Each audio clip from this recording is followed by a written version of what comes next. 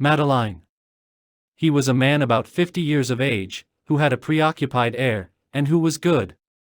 That was all that could be said about him. Thanks to the rapid progress of the industry which he had so admirably reconstructed, Sir M. had become a rather important center of trade. Spain, which consumes a good deal of black jet, made enormous purchases there each year. Sir M. almost rivaled London and Berlin in this branch of commerce. Father Madeleine's profits were such, that at the end of the second year he was able to erect a large factory, in which there were two vast workrooms, one for the men, and the other for women. Anyone who was hungry could present himself there, and was sure of finding employment and bread. Father Madeleine required of the men goodwill, of the women pure morals, and of all, probity. He had separated the workrooms in order to separate the sexes, and so that the women and girls might remain discreet. On this point he was inflexible. It was the only thing in which he was in a manner intolerant. He was all the more firmly set on this severity, since Sir M, being a garrison town, opportunities for corruption abounded. However, his coming had been a boon, and his presence was a godsend. Before Father Madeleine's arrival, everything had languished in the country, now everything lived with a healthy life of toil. A strong circulation warmed everything and penetrated everywhere. Slack seasons and wretchedness were unknown. There was no pocket so obscure that it had not a little money in it, no dwelling so lowly that there was not some little joy within it. Father Madeleine gave employment to every one. He exacted but one thing: be an honest man. Be an honest woman. As we have said, in the midst of this activity of which he was the cause and the pivot, Father Madeleine made his fortune, but a singular thing in a simple man of business, it did not seem as though that were his chief care. He appeared to be thinking much of others, and little of himself. In 1820 he was known to have a sum of 630,000 francs lodged in his name with Lafitte, but before reserving these 630,000 francs, he had spent more than 1,000,000 for the town and its poor. The hospital was badly endowed. He founded 6 beds there. Sir M. is divided into the upper and the lower town. The lower town, in which he lived, had but one school, a miserable hovel, which was falling to ruin. He constructed 2, one for girls, the other for boys. He allotted a salary from his own funds to the 2 instructors, a salary twice as large as their meager official salary, and one day he said to someone who expressed surprise, "The 2 prime functionaries of the state are the nurse and the schoolmaster." He created at his own expense an infant school, a thing then almost unknown in France, and a fund for aiding old and infirm workmen. As his factory was a center, a new quarter, in which there were a good many indigent families, rose rapidly around him. He established there a free dispensary. At first, when they watched his beginnings, the good souls said, "He's a jolly fellow who means to get rich." When they saw him enriching the country before he enriched himself, the good souls said, "He is an ambitious man." This seemed all the more probable since the man was religious, and even practiced his religion to a certain degree, a thing which was very favorably viewed at that epoch. He went regularly to low mass every Sunday.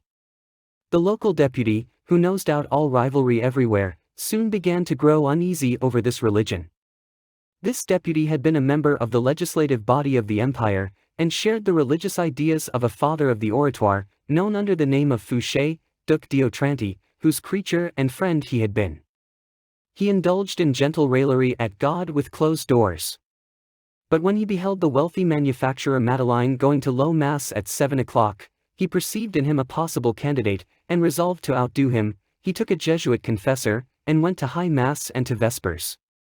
Ambition was at that time, in the direct acceptation of the word, a race to the steeple. The poor profited by this terror as well as the good God, for the honorable deputy also founded 2 beds in the hospital, which made 12. Nevertheless, in 1819 a rumor one morning circulated through the town to the effect that, on the representations of the prefect and in consideration of the services rendered by him to the country, Father Madeleine was to be appointed by the king, mayor of Sir M. Those who had pronounced this newcomer to be an ambitious fellow, seized with delight on this opportunity which all men desire, to exclaim, "There! What did we say?" All Sir M was in an uproar. The rumor was well founded. Several days later the appointment appeared in the Moniteur. On the following day Father Madeleine refused. In this same year of 1819 the products of the new process invented by Madeleine figured in the industrial exhibition. When the jury made their report, the king appointed the inventor a Chevalier of the Legion of Honor. A fresh excitement in the little town. Well, so it was the cross that he wanted. Father Madeleine refused the cross. Decidedly this man was an enigma.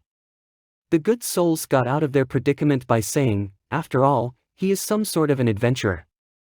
We have seen that the country owed much to him, the poor owed him everything. He was so useful and he was so gentle that people had been obliged to honor and respect him.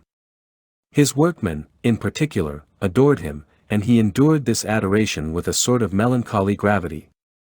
When he was known to be rich, people in society bowed to him, and he received invitations in the town. He was called, in town, Monsieur Madeleine. His workmen and the children continued to call him Father Madeleine, and that was what was most adapted to make him smile.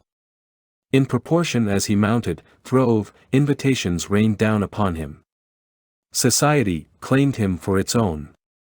The prim little drawing rooms on Sir M, which, of course, had at first been closed to the artisan, opened both leaves of their folding doors to the millionaire. They made 1,000 advances to him. He refused. This time the good gossips had no trouble. He is an ignorant man, of no education. No one knows where he came from. He would not know how to behave in society. It has not been absolutely proved that he knows how to read. When they saw him making money, they said, he is a man of business. When they saw him scattering his money about, they said, he is an ambitious man. When he was seen to decline honors, they said, he is an adventurer. When they saw him repulse society, they said, he is a brute. In 1820, 5 years after his arrival in Sir M, the services which he had rendered to the district were so dazzling, the opinion of the whole country round about was so unanimous, that the king again appointed him mayor of the town. He again declined, but the prefect resisted his refusal. All the notabilities of the place came to implore him, the people in the street besought him. The urging was so vigorous that he ended by accepting. It was noticed that the thing which seemed chiefly to bring him to a decision was the almost irritated apostrophe addressed to him by an old woman of the people, who called to him from her threshold, in an angry way, "A good mayor is a useful thing. Is he drawing back before the good which he can do?" This was the third phase of his ascent. Father Madeleine had become Monsieur Madeleine. Monsieur Madeleine became Monsieur le Maire.